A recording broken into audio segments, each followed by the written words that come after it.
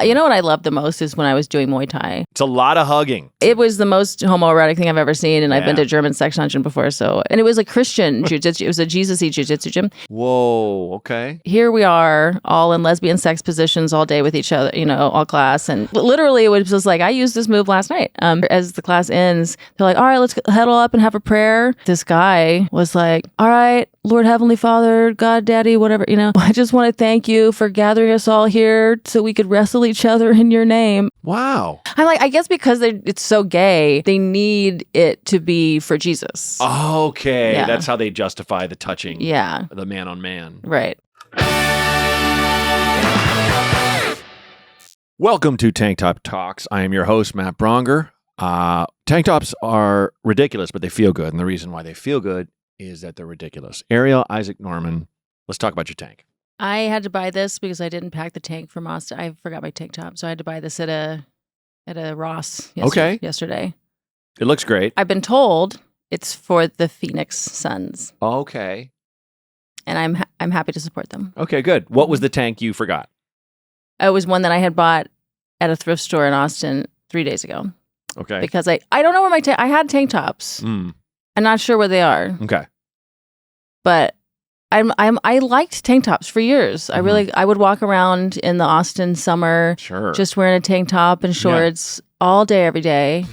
And then I think because I'm dating a Chinese woman and she cares about my skin health, I've stopped being such a little sun slut. Yeah, we're bad that way, aren't we? Yeah, and so I'm wearing sunblock all the time. Okay. But I also stopped because I always wanted, I was never like a tanner. I was, I would be by the pool or the beach and I want a tan, but I'm not I need an even tan. And I'm happy for it to be gradients, whatever. But I like the sun. I like the feeling and I like being tan. We all want to be golden, right? That's the goal. Absolutely. So I used to just be my version of tanning was that I would wear a tank top all the time. Yeah. I don't know where those tank tops have gone, but now I looked in my closet and I was like, I have no tank tops. Oh, okay. So, they just fell by the wayside. I mean, I became a tank topper late in life, just going on vacation with my wife and kid and being I'm just going to wear this, just kind of being that dad, kind of thing. I didn't wear a lot growing up. It wasn't a thing for me. Yeah, I definitely didn't grow up wearing tank tops either. No, okay. It was just there was a period of a few years though where I had a show in Austin called Backyard Sluts. Yes. So I had some really fun tank tops. It said Backyard Sluts on them. Oh, very fun to wear around. I would like one of those. Yeah, we can see if there's still any. Yeah. So you don't do the show anymore? We don't do the show anymore. Sadly, my co-host stopped wanting to do it, which it was so fun. It was a ridiculous show. And then I had a tank top I lost in Northwest Arkansas that. The guy did say he would ship it to me, but I told him, next time I'm in Northwest Arkansas, you give it to me. And I'll be there in a few weeks. Okay. Where in Northwest Arkansas? Well, I think that was maybe that was even in Springfield or I forget. There's a few cities that I did shows in right around the time. And I'm I don't know which. You did several cities in Arkansas? Yeah, I'm going to do it. Like I said, at the end of September, there's Rogers, Arkansas, I think is where they have a lot of Walmart money. So there's a whole thing there. And then there's Siloam. I don't know how to pronounce it. Siloam Springs and yes. Well, Bentonville. I feel what's the first one you say? Rogers? Rogers. It's in a casino, right? There is that one. What is that one? I've done that one. Yeah. That is where you go to is that where the original Walmart is? Yeah. It looks like a little shack. Looks like a little corner grocery store. I haven't been. Where it started. Okay. But that feels right. They took me to that. Yeah. And then I was like, I want a coffee. And they took me to a coffee shop. I was like, oh, this coffee shop's delightful. Oh, there's scripture everywhere. Okay. It's one of those. There's a lot of good cheese. There's two types of coffee shops. There's the heavily Christian ones and the heavily non-binary barista ones. You're right. There's nothing in between. I've never seen the non-binary modern coffee shops. The modern coffee shops. It would be fun to have both. And you're a non-binary, yes? Not really. Everyone assumes people see me that way, and I'm fine with that. But I'm just judging by one of the greatest Instagram handles of all time. Right. Ellen DeGenderless. Thank you. Is yours. So I never even. We've done comedy at least 3 times together. Mm-hmm. I've never I guess I had to have a mic in front of me and a camera in my face to go, and you are? Yeah. Oh, yeah. You mean the non-binary thing? Yeah. Well, that's the thing. It's depends on what you mean by non-binary. Just because, what a lot of people mean by non-binary, I obviously am. Okay. But I don't feel the need to actively identify as that. Fair. Because it depends on because some people, because then I look at some people who call themselves they, them, or even he, they, she, they. And like, I think a she, they tends to be more feminine than, you know what I mean? Like if I hear she, they, I think, well, that's a chick. That's the chickiest move you could do. Sure. So it's like, and if I say like a they, them, whether it's a male they, them or a female they, them, I'm like, I don't necessarily feel like I have anything in common with someone who identifies. Yeah. You know what I mean? I'm like, I don't know. We always had the tomboy, the boy lesbians, the short hair lesbians. Sure. I'm obviously, I'll tell people like, she, her, dude, sir is kind of the vibe. Yeah, that's good. Yeah. And it does come, who is it? Was it Socrates? To label me is to negate me. Right. I feel like I think about that a lot when it's they want to put us in all these different holes. Yeah. And I'm good with being in holes. Don't get me wrong. And being in them. Didn't think I'd got that filthy yet, but yeah, it's they want to define us. You have to be this, and it's not just they. It's like we want to define ourselves. That's I mean, true. you see people want to do that to themselves, and that's why I'm like, I almost feel like I'm like, I could be cisgendered as a non-binary person because everyone just sees me that way. I don't have to for sure. Yeah, and it's just obvious. But yeah, I would rather. I'm more the kind of person who's like, let's do less labeling of like, oh, this is what it means. This is the kind of, this is why I'm shy is because I'm a little autistic, or this is why I'm this. I'm like, I don't know. Maybe we could just have a lot more freedom for like what boys can be, what girls can be, what humans can be. Yeah. We all have personalities. That's what's infinite, right? So like you can call that gender, like this thing that's infinite. Yeah. But it's like, I don't know if that's like the most useful way. Okay. Yeah. Yeah. Yeah. I certainly don't know. With the correct thing. There's no correct thing. We're making it up. We are. Yeah, we're all playing jazz, right? Improvisation of the soul jazz. Right. So yeah. Like when we did comedy in Austin, you're kind of. I don't go to Austin that often, but with the exception of why not with the exception of the last time I was there, I've almost always looked you up. Always been like, hey, what are you doing? What's happened there? Because like you're a good hang. I feel like thanks. we click. And you didn't start comedy in Austin. I started in Boston. Yes. In Boston in 2014. But then I moved to Austin about a year later. Okay. Yeah. Yeah. So you've been there. I've started writing that in. If I'm trying to get on shows in LA, for instance, sure. When I was, then to a lot of shows, I'm like, I am an Austin-based comic, but I've lived there since 2015. Yeah. Sure. Yeah. Right. But I mean, there's aspects of the new scene, by the way, that I'm very happy for Austin to have a bigger comedy scene. Right. It's just, I was dissatisfied with it in various ways before, and now I'm dissatisfied with it in other ways. So yeah, and it does get this, it gets this rep now that before it was kind of like loosey goosey. I was like, oh, there's always good people coming out of there, just like because it kind of had that.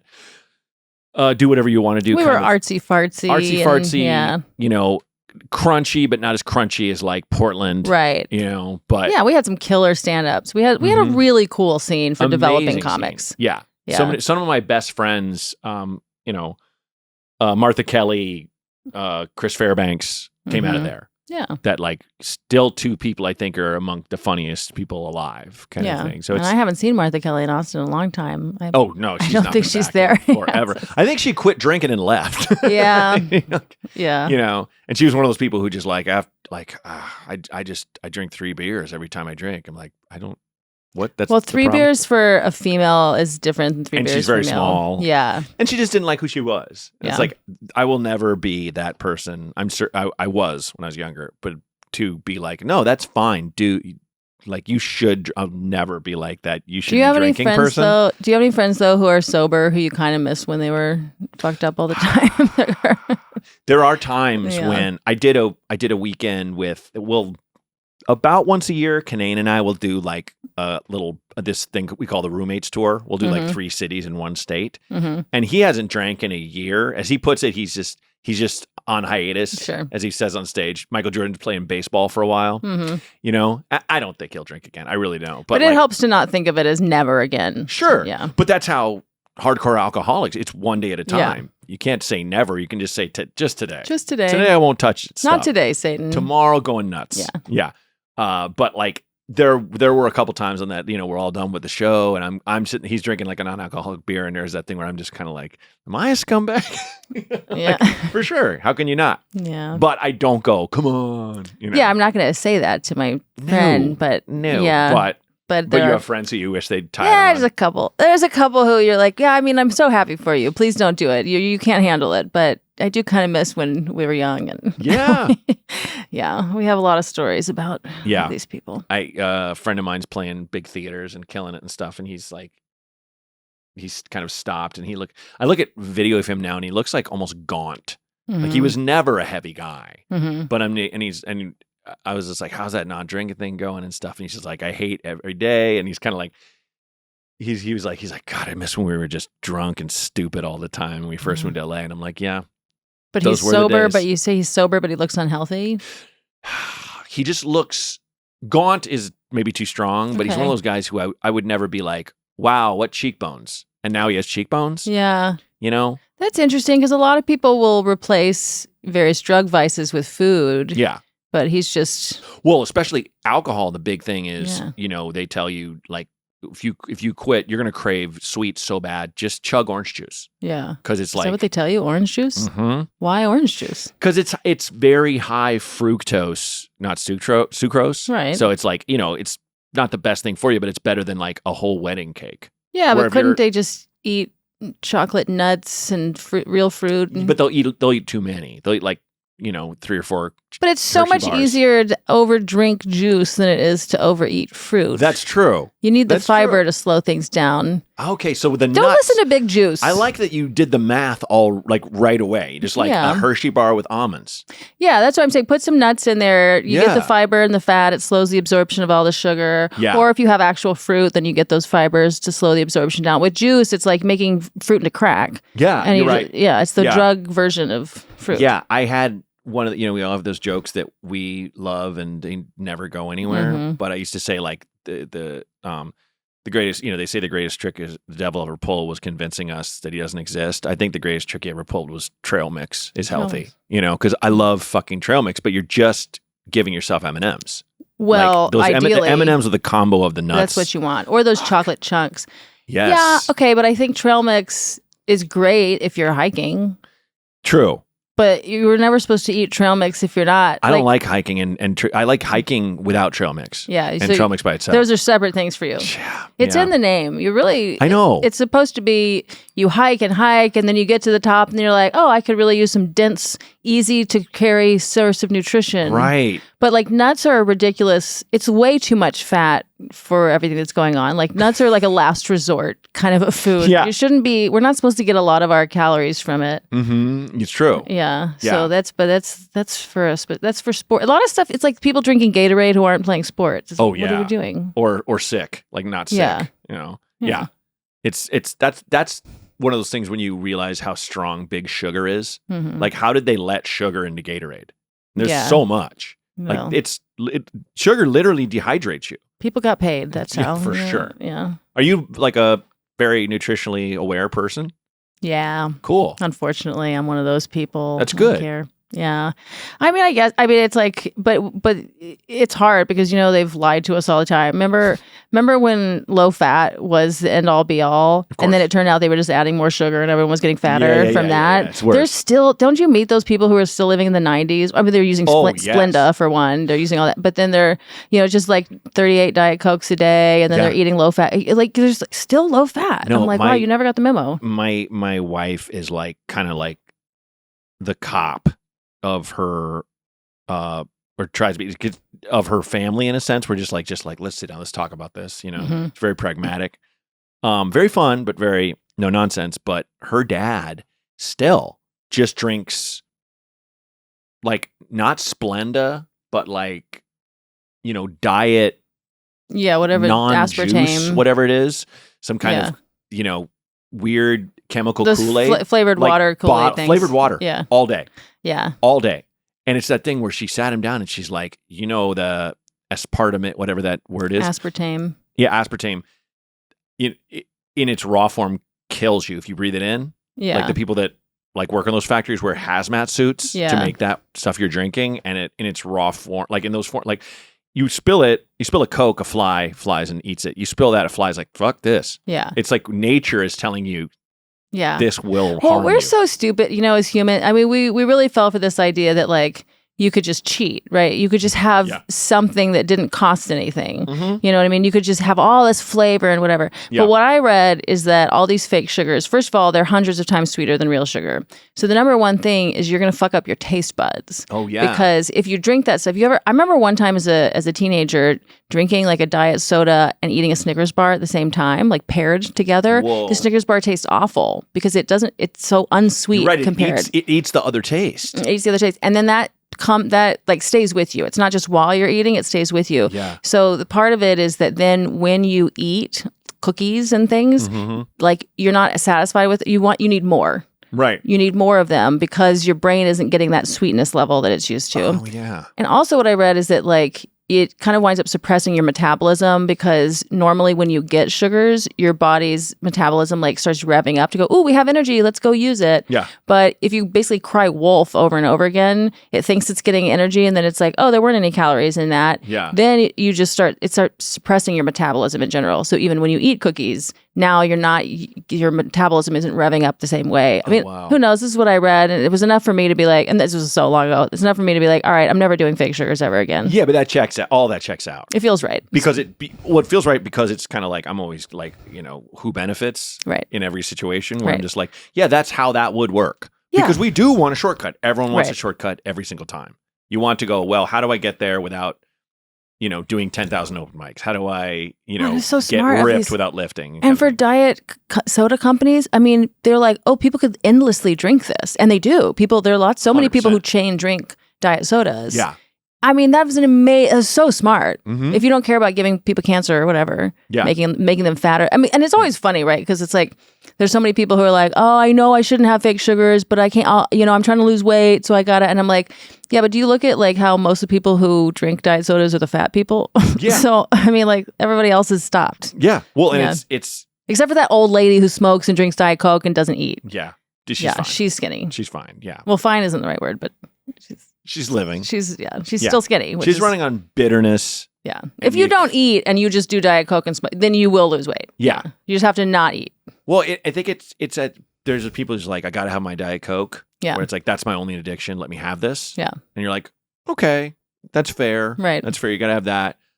But it's also, you're conditioned. I mean, the marketing of that silver can. Yeah. It's just like, I got to have that silver can. Like I make my own cold brew at home and I still want to go buy a cold brew somewhere else. Yeah, they're really good at selling them. I want that plastic cup. It's that. Yeah. That's how Starbucks nailed it. Their coffee is brutal. Yeah. It's so bad. It's not good. They burn it for consistency. Right. They try to to if we burn it all, then it'll be the same. The same. Yeah. They want the same, but coffee doesn't work that way. Yeah. No roast will ever be exactly the same. Yeah. So it's gross. But it's because so weird it's got that those most cups, people want consistency. Mm-hmm. I don't want consistency. I want it to be different every time. You do? I love, let's go, like I call it neophilia. Like I want new.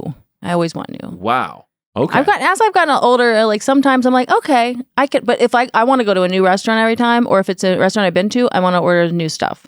I'm like that with food for sure. Mm-hmm.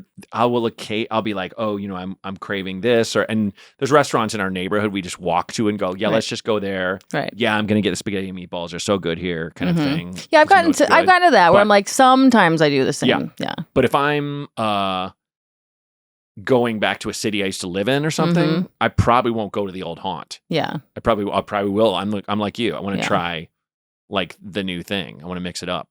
What's good for that is that I used to like want to try like every product in the store too, but because so many of them are full of garbage, then it does limit it down. I'm like, okay, you know what? I am just going to stick to RX bars, Cliff bars, the ones that don't have stevia, etc. Okay. So Cliff bars. Cliff bars are good. That's the one I get. But that's also like trail mix. Like if you're not living a pretty active life or whatever, like it is quite a bit of sugar. It's true. Yeah. It's true. That's one of those things where it's just like, I'm starving and there's no time. Yeah. There was a time in my life where I'd be like, "Oh, this is my snack," and it's like you can't. No. It's a small meal. Yeah. For sure. Yeah. Do you like when you're active like physically too. You work out and stuff. I do, but I injured my shoulder like 6 months ago rock climbing, or bouldering, I should say. Bouldering. Yeah, bouldering. What's the difference? It's the indoor stuff. I just mean like I think okay. people will get mad if I say I'm rock climbing. I'm not like on the face of a cliff and like I don't think my incredibly small audience will be probably one of them. There's probably one of them who would be like, "That's not rock climbing." But you corrected yourself. Thank you. Fine. I just wouldn't letting them know. I just give yourself some space and don't worry about it. But yeah, no, I'm trying to get back into it. But so I've just been doing like yoga and these core classes and these FRC things that I found, which is like functional range conditioning, which like apparently we all have all this fascia and connective tissue. Yeah. Where like we all work out our big muscles all the time, but there's all this stuff that like just doesn't get, trained. And you actually need to like specifically train it because otherwise that's why we get all these injuries because like something in our ankles or like little things in it, especially rock climbing, you're reaching for stuff and you're swinging and grabbing. So if everything's not strengthened, I think you don't have to do all this nerdy class stuff if you just dance. Yeah. You know what I mean? I think I'm working on starting a new kind of religion always. And there's one of my tenets would be we need to dance every day. Everyone should dance every day. Yeah. Even if it's just a few minutes in your car, like if that's all you can do. But moving our bodies in like fluid ways actually I think does work out all that connective tissue. Yeah, I would agree. But we're like, we'll just sit and then we'll do a workout. Yeah. Lift. That's Or just do spin. Lift, spin, something, very specific things, and we'll go drive in our car to go to do the thing. So it's like sitting, maybe walking, but even then, it's a lot of like rigid. We were very rigid people. Yeah, I used to do a lot of dance classes, and I just loved finding them on the road. And I did a class in Manhattan. It was me and all women, and we'd put weights on our ankles and do all this ballet shit. Oh, cool. And this woman in the class was like, "You got some real balls." Yeah. We've never had a man in here ever, kind of thing. I'm just like, I just like to dance. But You're like, I just like y'all's outfits. I'm wearing a tutu. Yeah. Like, you don't have to. Please take that off. Yeah. No, I definitely agree. For the fascia in my body, I do Pilates once a week with a trainer and she's always finding like, I'll be in this pose and she's like, all right, now lift that foot. And I'm like, or try to lift that thing 1 inch. Holy shit, what was that? Yeah, you have to be very particular about training all this kind of, especially if we didn't have like childhoods and youths where we were dancing and moving and like really mixing it up with all these things. Then by the time you're an adult, everything is stiff and fucked up. So now we're all in rehab, basically. Yeah, I don't want to get to that point where I'm just like, my dad is super hook back and stuff, and it's just the kind of the way of the tall man for the most part. So that's one reason. My wife was like, you have to start doing Pilates like regularly. Yeah. So. Yeah, we all need to. We all need tummy time, just like babies. Yeah, we do. We do. Yeah. So I try to be healthy, but it's like so boring and annoying. So but I think people's like little one of another term, fitness journeys. Yeah. I like talking about them. I think it's kind of interesting. Yeah. You know what I love the most is when I was doing Muay Thai. There was a gym. I was living somewhere like outside of Boston for a minute where the only gym around was this place that was a jiu-jitsu and Muay Thai gym. Cool. And I started the jiu-jitsu. I tried like a couple of classes, but it was like, there was a man bleeding from his face onto me, and it was like not from even the jiu-jitsu. It was like pimples that he had that ruptured in the course of it. The closeness. Yeah. He'd been a lot of hugging. Yeah. A lot of hugging. Well, I know it was the most homoerotic thing I've ever seen, and I've been to German sex dungeon before, so it was very intense. And it was a Christian jiu-jitsu. It was a Jesus-y jiu-jitsu gym. Whoa. So it was so funny to me because here again we're outside of Austin, right? So this is in like San Marcos, Wimberley, where obviously it's more conservative and Christian, and so I get there and here we are all in lesbian sex positions all day with each other, all class, and it's like, okay, wow, yeah, like literally it was just like I used this move last night. And so then as the class ends, they're like, all right, let's huddle up and have a prayer.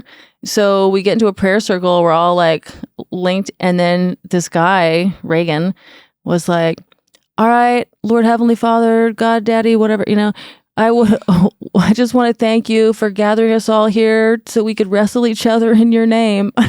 Like, wow. I'm like, I guess because it's so gay, they need it to be for Jesus. Okay. Yeah. That's how they justify the touching. Yeah. The man on man. Right. Yeah, I feel like if you shared what you just shared right now with Reagan and the gang, you would shatter their brains. Right. If you're like, it's so interesting. I was just doing this with my girlfriend. Do you want to guys want to see how it works? Right. In terms of this, I actually can teach you a move. Yeah. I know this one. Your wife might enjoy. Yeah. Yeah. That's so. Yeah. My friend Becca she has a show called her and my friend Allie. We did a show for a while and we're trying to bring it back, but called Going Longer with Matt Braunger. If that was still going, I would definitely have you on. It's like me and 2 other comics and you get to get to stretch a little bit, do like 20, 25 and work on whatever you're working on. But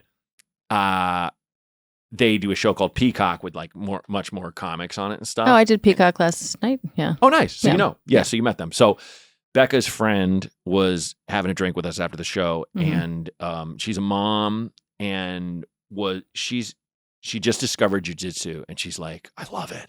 Love it. And she's like, it's a lot of just holding and Cuddling. touching people Yeah. kind of thing. And she wasn't like, ooh, yeah, but she's kind of like, but I'm fine with that. Like she just liked the kind of the workout and the strategy and all that stuff. But that's too bad that those guys had to kind of be like, oh Lord, as if it's a sin. I think it's fine. I'm happy for people to like be Christian. I don't really care if I'm in someone else's culture in this country and every other country. Right. I'm happy for them to do the religion. I'm projecting. It's just funny. It is funny. It's funny that they felt like they needed that because obviously, I mean, we all know like men especially don't get enough touch.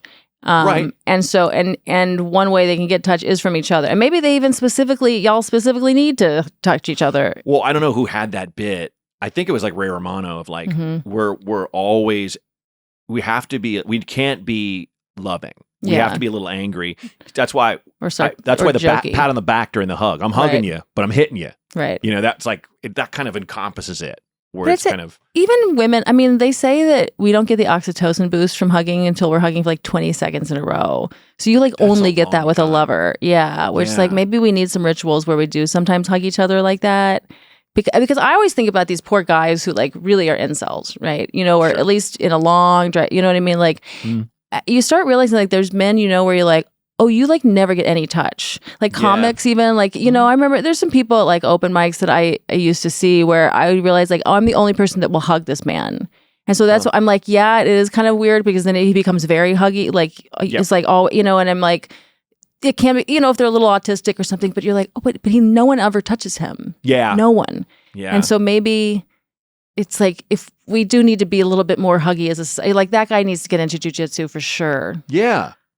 Mm-hmm. Yeah. Just to have the, like hugging is an intentional, right. I care about you thing, or are you okay or whatever, kind of emotionally. But like, if you're fine with jujitsu, if you're okay with, if you don't stiffen up, like don't touch, it's like that's still human touch. It's human touch is a need. Yeah, it is one of our needs. I remember even when I first moved to New York when I was 23, I like, it didn't occur to me for a few months, but then suddenly I had this thing of like, oh, I'm lonely. It was weird because I was like, you're surrounded by people. I have all these roommates. I go to work, and I know lots of people, but I wasn't like getting the same kind, because I didn't have any like long-term real friends yet, And then I realized like, oh, I don't touch anybody.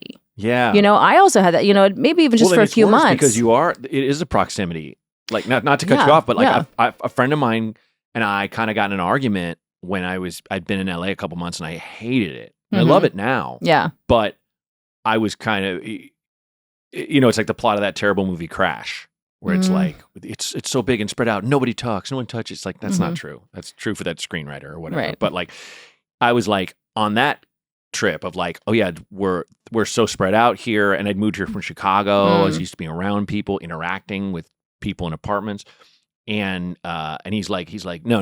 New York is the loneliest place in America, in my experience, because you are right next to people and people don't want to talk to you. And maybe that was the situation or whatever. I say people in New York are very happy to talk to strangers. That's how I felt talk all the time. I was there. Yeah. I actually think it's really easy to make friends in New York, and everyone wants to connect in New York all the time. Yeah. Like, unless you're just weirdly, if you're passing each other on the street, but you can strike up a conversation with just about anyone in New York.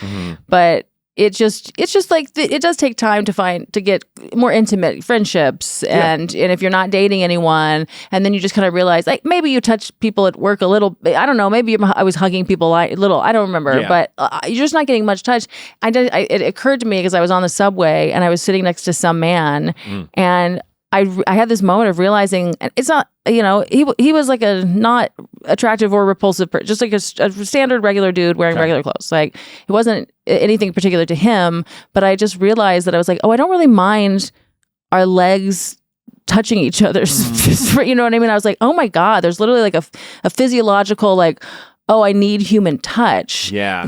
And I mean, I don't know if it was the same guy or another time. I remember having this thought. There was like an older man next to me where I kind of wanted to just put my head on his shoulder in a way. And I'm like, oh, yeah, it is really a need to touch. And so it's this strange thing. Like some people can take it too far, obviously, and start molesting you or something. But like, a little bit of just like letting ourselves touch each other becomes, I guess this is a useful aspect of life in New York. Of course. Yeah. I mean, I had a friend of mine, my friend Raul in Chicago. He was like on a train or a bus, and the guy next to him was old, and he put his hand on his leg, and Raul's like, all right, he's old. I don't care. Yeah.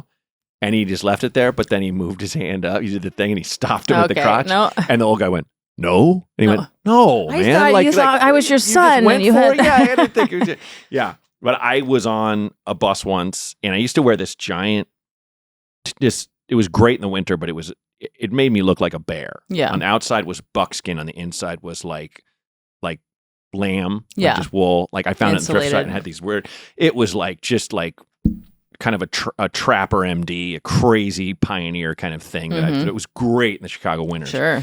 And I had a beard and long hair at the time, and I looked crazy. I got mistaken for a homeless person many times. And I was on this bus, and this girl got on, and she had that silver jacket, like just ran the marathon, and she sat next to me, fell in the seat next to me, and she just went against me. Yeah. And I was just like, I don't care. Yeah. This is fine. And she goes, I'm so sorry. I can't hold my head up. And I'm like, just rest. You're good. Yeah, you're good. Exactly. You're good. And I wanted to be like, and you're safe. I'm not gonna reach under this. Yeah, like I'm doing something for you. Yeah. Gross, dude. Thank you for that. Because I'm sure there are plenty of men like that. Yeah, of course there are. But like, or that just assume this means that she wants to fuck. It's a sign because you're touching me. Yeah. And then we're going, and she's like, can I ask you something? And I was like, what's up? And she's like, I can't walk. Or no, she's like, when are you getting off? And I was like, Clark and Fullerton. And she's like, I'm so sorry, but I'm getting off 2 stops ahead of you, and my friends are waiting for me, but I can't stand up. And I was like, I got you. And I lifted her up, and I kind of carried her off. And she was a tiny thing off the bus. And it was like, I often think of how the stress inside of her to even ask, like, can you please help me? Or it's you kind of wish more people were open to, because I was just like, cool. This is a cool thing I'm getting to do. One of those life lessons we all have to learn, right? Is that like asking people for help is actually one of the best things you can do for so many reasons. But one is like, we love being asked for help. Almost everybody, like you want to be the hero. You want to help the old lady across the street, right? But it's hard to offering help is a dicier thing. But if someone asks you for help, like we love helping other people. And it's actually a great psychological kind of tool you can use, because if you ask someone for help and they help you, because of the way cognitive dissonance works and stuff, they like you better if they help you. Yeah, it kind of tricks them, because otherwise, why are they helping you? They have to feel like I got duped or I'm stupid or something, or they go, oh, because I like this person. That's why I'm helping them. That's why I'm helping them. And so it actually makes people like you more if you ask them for help. Unless they say no, then it's worse. It's a little bit of a gamble, but as long as they say yes, which they probably will, or they'll politely, tell you why they can't or something. But yeah, for the most part, and this is something I talk about a lot actually, is that I believe in chivalry and gallantry. Like I really want men to be like, that's one thing, like, sometimes these men these days can often be like, oh, well, you feminists wanted this, and so we did it. And it's like, look, some feminists wanted different things than others. Some people try different. And they're not even, those dudes have a fucking axe to grind. Right. I feel like when I was at this, like when, say, the water cooler bottle, I could always rip the top off, put that thing in there. Now, if there's some dyke who wants to do it, let her get stronger. Sure. You know? Yeah. But it was like, I remember women being like, thank you for doing that. I can't do that. Right. And I was like, yeah, we all help with other things. Right. You can help me with something else. Like that I'm sure there's something I'm not good at, like math or whatever, that you'd be. Women are often good at, wisdom and interpersonal things and whatever, you know. Organization. I always hold a door. Yeah. I do the thing. Well, I think everyone should hold the door for everyone, right? Well, unless it's a really heavy door, we literally need your help. Yeah. Well, like I get up a little. Yeah, if a woman is, that kind of thing. But I do that for everyone. I think you do. Yeah, that's for cool. Doors and for getting up. I think it's just generally you get up whenever polite. You meet anyone. At least a little bit. I think that a lot of things we can make gender neutral. Again, unless it's a heavy door. It's funny because I have a friend who was wanting to make a sketch where there was like some bar that like the door was so heavy that women literally couldn't open it. So if a woman was That's so funny. "Oh, you're gonna you don't hold the door for me" or something, and it was like, "All right," it was like basically only men could open it. But no, I mean, so because unless it's a really heavy door, right? We can. It's just polite to see if there's anyone, and I think most people do that now. And I think it also comes from you go in first. I'm gonna. It would be when weird all the doors to let open, the door. I'll be the door. It's just that thing of like.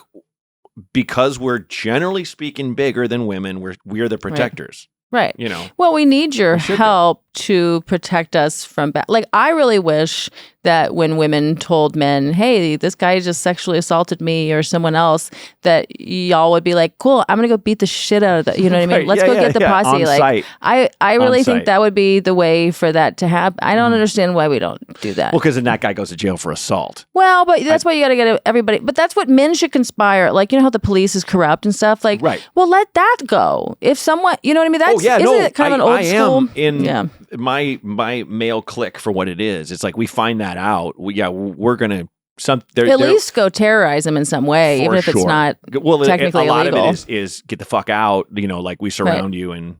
Right, and you're never welcome back in the space again. Exactly. Yeah, something like that would be good.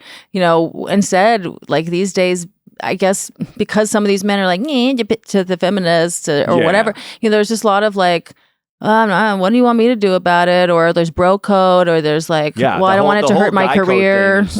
Is so twisted and sick, as if you just don't say anything. Right. It's guy code. Like my buddy's fucking really twisted take, which I always though found funny, was because you remember when the whole Penn State thing broke open. Yeah. That guy was molesting young boys, and McQueary was the guy that my friend would get on stage and be like, "Guy code McQueary, come on." and it was like it would get a laugh, but everyone would be like, "Jesus!" But I liked that joke because it's macro cosmic. Yeah, you're pointing this out. What that situation really is. Right. If no matter what a guy does, because he's a guy, I'm not going to fucking tell on him. We'll even let him rape other guys. Yeah. It's fucking gross. Yeah, no, I mean, exactly. I just feel like, remember that energy that like the society had about pedophiles from like, I remember like kind of maybe 90s, 2000s, where there was people who had bumper stickers that like, "Oh, kill any pedophile," or there would be this kind of thing of like, we can all agree on this, right? Whatever. Yeah. But I'm like, shouldn't we have that for any kind of assault? Like, you know what I mean? Assault a human or you know what I mean? Yeah. Especially of women and children. I guess if it's a man, you guys could take it. But but you know what I mean? Like, I get what you're saying. There's a protector instinct that I wish. I like that in men. Like, I want that. You know, when we talk about like toxic you women think all masculinity is toxic. I'm like, no, I don't. Like, I really like it when you guys like use your big muscles to punish a bad guy or to protect us, whatever. Like, there's a way it can be infantilizing, sure, but like, don't do it that way. Well, you just don't have to be shitty or gross. Yeah. Like that. Don't fold that into the masculinity cookie. That's the thing that always drives me crazy, where it's like, guys are just guys, man. Come on, right. You know what I mean? If a chick's shirt looks like it's rippable, I'm tearing it off her. I want to see those cans. Just this thing of that's just how men are, or the simplification of like all we need is pussy and beer, kind of thing, where it's just like, ugh. Like, no, you guys do that's seem you, obsessed. Kevin. We do. You seem obsessed. Absolutely. That's 99.9% of it, but it's just that. But different men have different, sex drive levels, and it's different times in their lives. But like, it is funny because I think most women don't really listen to men about y'all sex drives. I've always like listened to y'all, and I'm like, okay, it sounds intense. Well, when you're young, it's insane. Yeah. I remember being in high school and I remember my eyesight being blurry because I was so horny. Yeah. I don't know what, like, and I remember being very like cognitively aware of like, this is not good. And it's not as if I had like, I gotta have sex. It's just like, like this weird level of I'm turned on so much, it's not even good. And you're just kind of like turned on by like everybody and everything. Yeah, and there's no real. I think this is what I like. When some people try to make the argument that women are just as horny as men, I'm like, look, some women are really horny and some men aren't, whatever. There's all kinds of overlap. But like, obviously men are generally hornier than women, and especially in certain ages, but there's a long bracket of that. Right. But it's also that like, it's a different kind of sexual urge. Like, even if I was obsessed with sex one day, or, you know, like, because maybe I couldn't wait to get home and masturbate as a kid in school, right? Sure. Like, but that was a very like internal kind of thing. I wasn't looking around at anybody, and you know what I mean? Right. So I wasn't like, I want to go fuck someone or I got to do something with someone. It was more of just like a psychological horniness. Whereas like for men, y'all are like looking at women's bodies and being like, ugh, or whatever, or being turned on by something round shaped. Well, then I made this point with. I was on like Bert's podcast once, and he was talking about like, I was never a whore, I was never a slut, and I was like, I definitely used to just go out and drink and look for someone to sleep with. Yeah, you know, but I realized it wasn't because I would get drunk and get horny. That's not how alcohol works. I would get drunk and get lonely. Yeah, I would, and sex was how I saw it. The natural thing for that in a way. You definitely have that thing. I'm turned on by this person and stuff, but it is also just that human connection that you should have been doing jujitsu. Back to the jujitsu instead of pestering all these women. No, I mean, but that's the thing. Like, guys, like, are you drunk? What is this? Yeah, yeah. That's when you show up to the gym. Terrible. That's when you show up. Yeah, drunk jujitsu. Get on the mat. Yeah. Yeah. I need this. Come on. No, but and a lot of the comments I noticed were just like, oh yeah, you go out for companionship. Who's this pussy? You know, this stuff. Right. Yeah.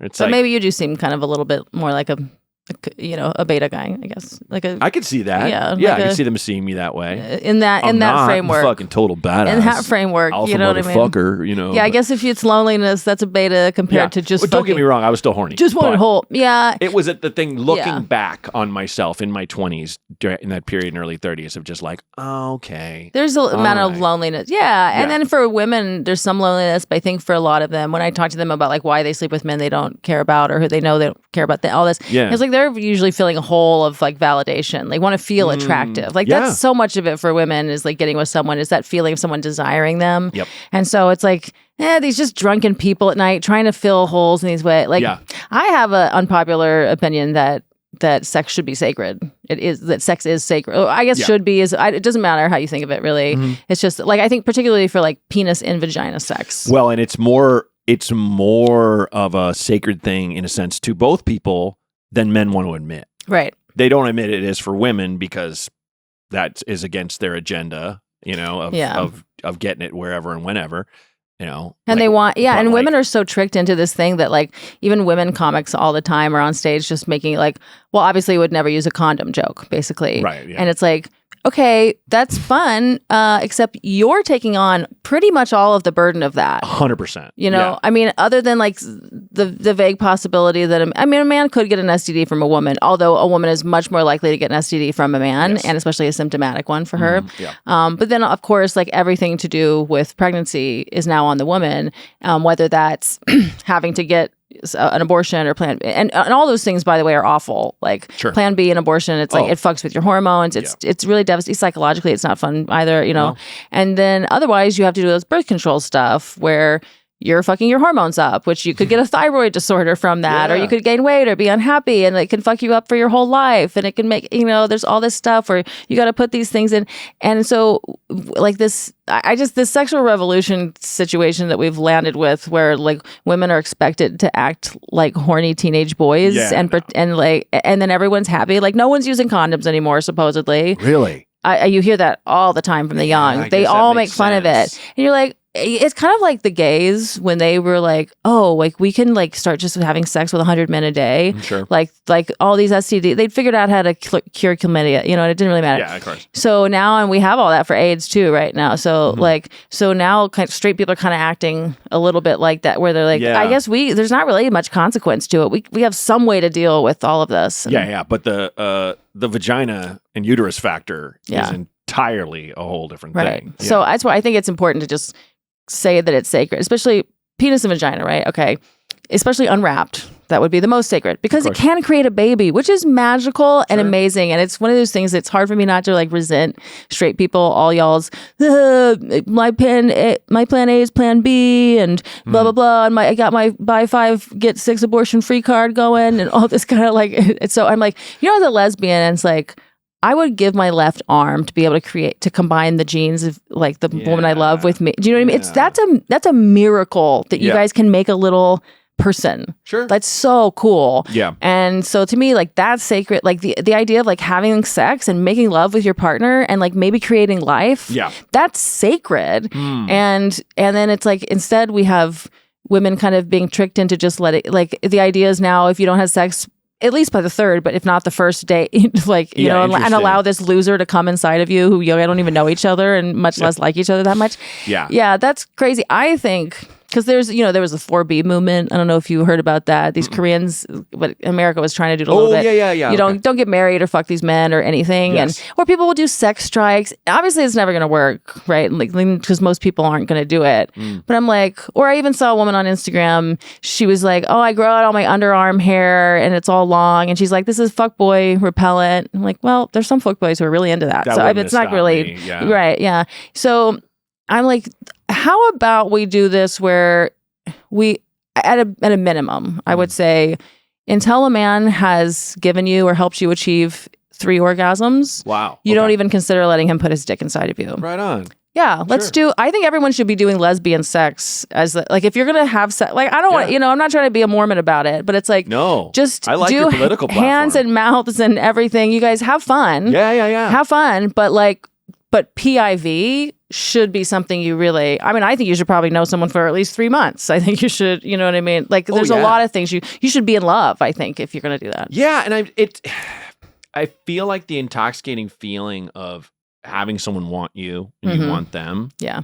If you've got that, then have fun with it for a while before you actually go full. Yeah.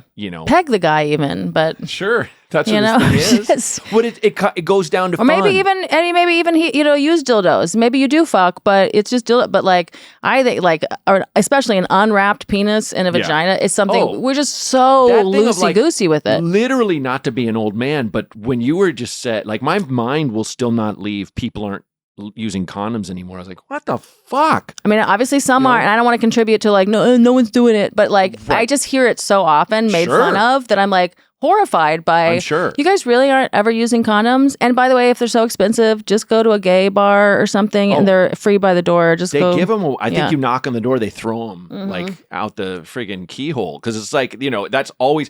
Anytime I've done comedy in a gay bar or a sex store, just a bowl. Yeah.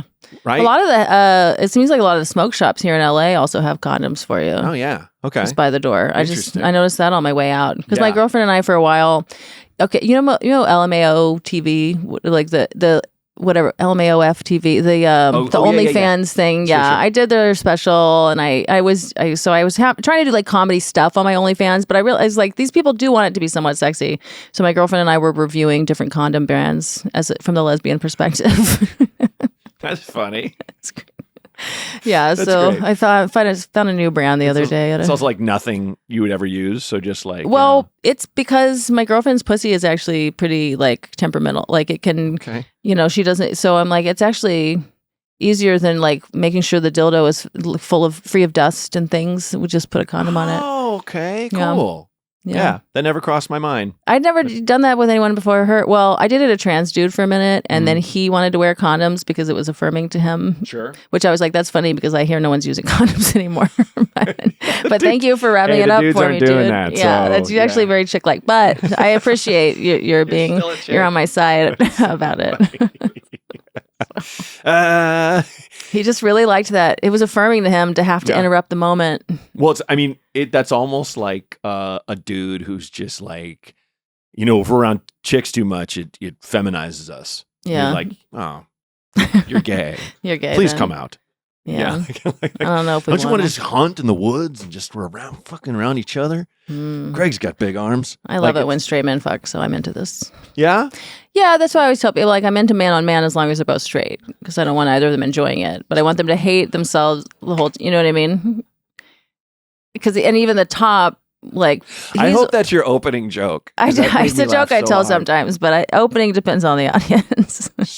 But if it's come up... Because sometimes... This happened just the other day at a show where the guy right before me had not stopped talking about man on man. His entire set was like his obsession with gay sex. Okay. The straight guy. Obsession how? Like... It just... you know how these straight comics will... No, it wasn't even like anti... It's just like every punchline is that, I actually did have gay sex. Or just like talking about the craziness. Yeah, just every...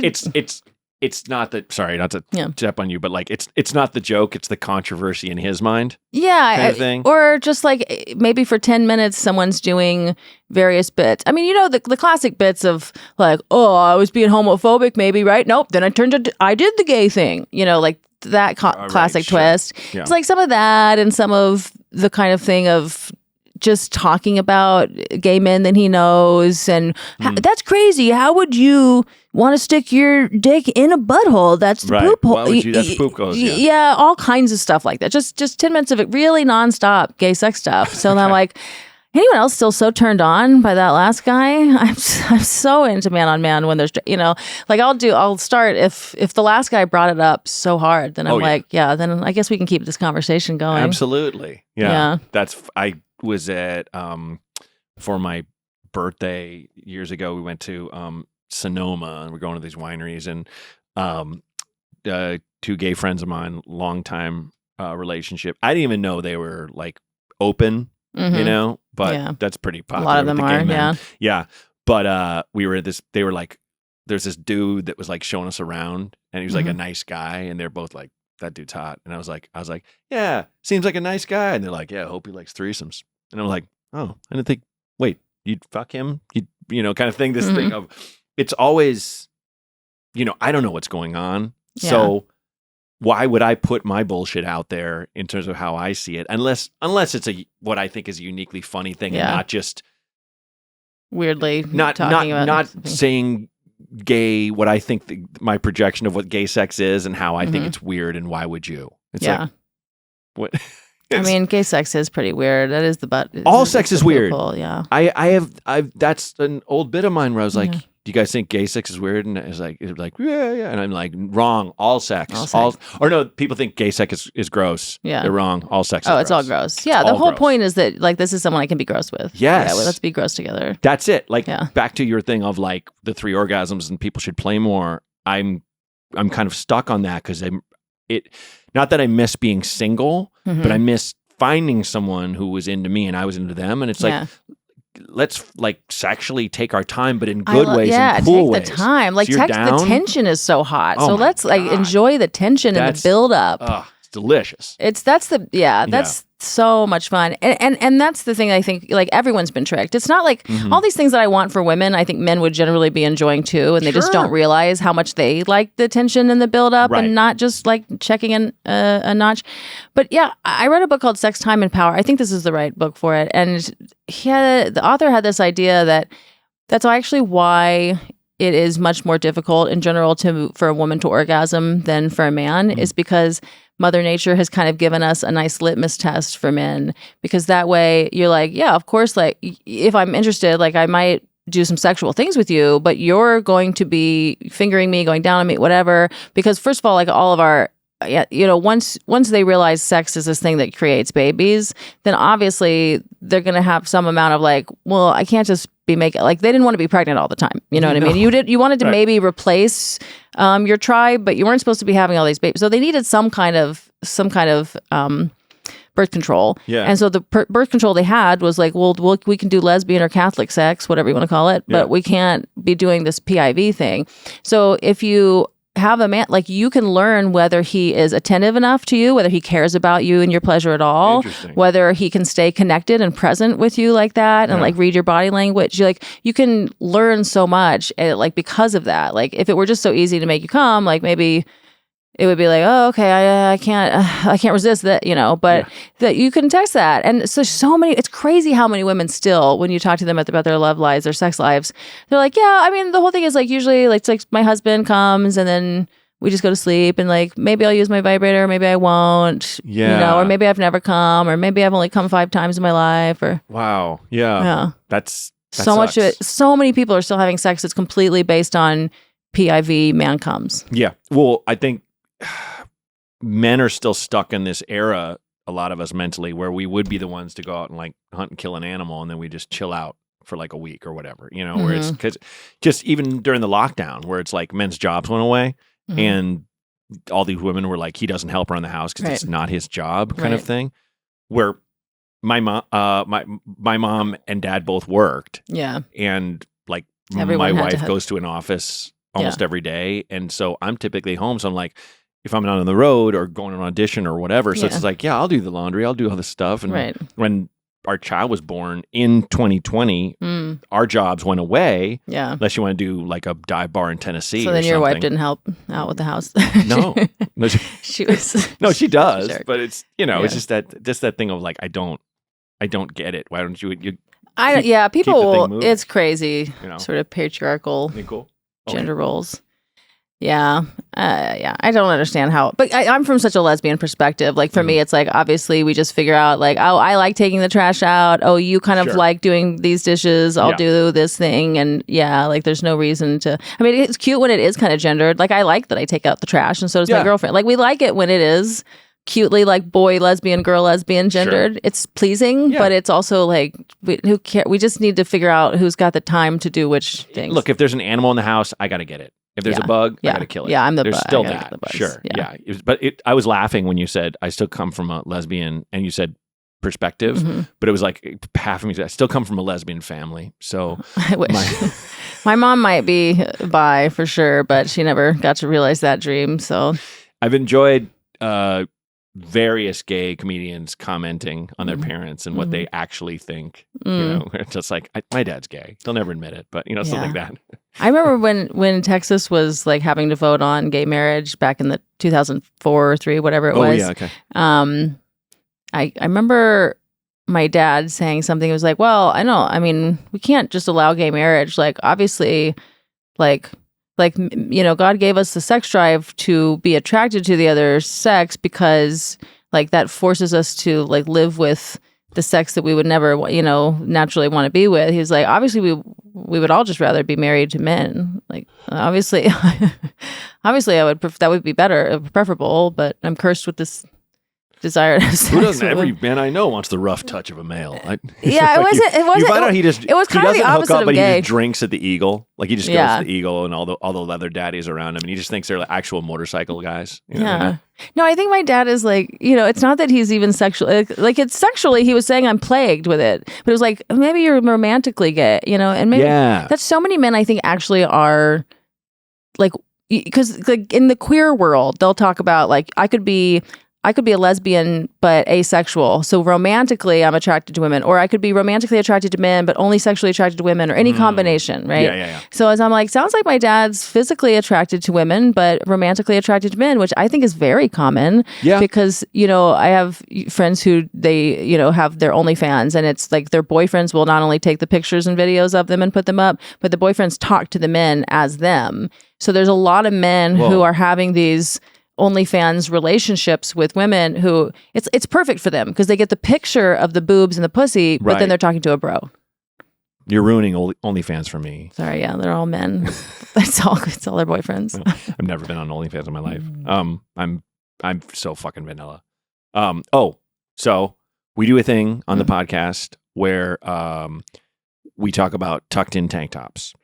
When I was a kid in the 80s, the guy with the tank top tucked into jeans was like the craziest guy. So it's kind of, we're calling it tucked in takes. Okay. So if you have a take that's a little bit out of bounds or bonkers or whatever, I feel like this whole episode has been a lot of tucked in takes, which I'm fucking gold. This is a tuck friendly episode. Gold. Okay. Gold. If you have something, it could be good, it could be bad, that you'd like to share, even an opinion or a story or whatever. Do you have something? Can you give me an example of what would be like? How hard are people going with this? It's whatever their comfort zone. I wish I had more of a guiding. What's a tucked in take of yours, real quick? A tucked in take of mine is that people are weird about saying Los Angeles that don't live here because of low-key racism. Because no one says NY. They all say New York. And New York does not roll off the tongue. New York. Los Angeles. Rolls, but they all say LA because it's Spanish. And they associate that with brown people. Instead of saying Los Angeles. Yeah. Everyone says LA and people say LA and they say New York. They don't say NY and Los Angeles. Well, Los Angeles is also more syllables. New York and NY are the same syllable amount. Right. But you think because people are worried because it's like Los Angeles? They don't like saying Spanish words. But we've like Americanized its pronunciation anyway. And I'm not, listen, I'm just... I don't want to say au bon pain. That's, I won't say that, but... Yeah. But people say ABP. I think there's an element to that. That's Los my Angeles? little theory. I don't know, but here's my challenge to that. Maybe this can be my tucked in take because... No, you got to have your own. You can talk about mine. Well, fine. But I want to talk about yours. Okay. Sure. So... there's always like these kind of in-group, out-group things of like what we're calling places. Like, are you supposed to say SF or San Fran? Right. Or is that like, or San Francisco? Like, in different times it's been different so that you can feel like a real idiot. You're like, apparently no one says San Fran anymore. Yeah. Whatever, And so maybe everyone says LA. Hey, we get it. It's LA. Sure. And that way you don't have to feel like an idiot. I could be totally wrong. Yeah. I would love a historian to go, no, it's actually this or whatever, or a sociologist. I could be, it's just a tucked in take. Yeah. That's all. Okay. So I said it because it's wild. This will lead. Okay. I have a tucked in take then that bounces off that actually.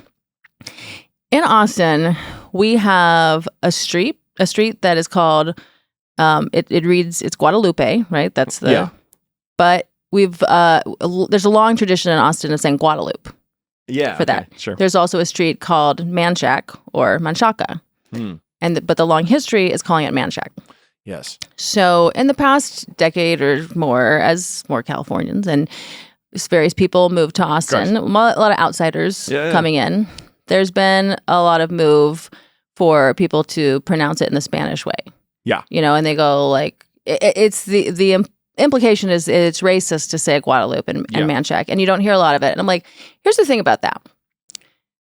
This area was settled by a lot of German-speaking, English-speaking, and Spanish-speaking people who are all living together and figuring out. And this is when that happens, when multiple languages get together, you wind up developing like a patois together. Yes. And so you pronounce things in these certain ways that you can kind of all agree on. Like we say green, we don't say grun, Texas. Sure. It's not like it goes in only one direction. Yeah. And so it actually winds up being kind of a shibboleth type thing where you can tell an insider from an outsider.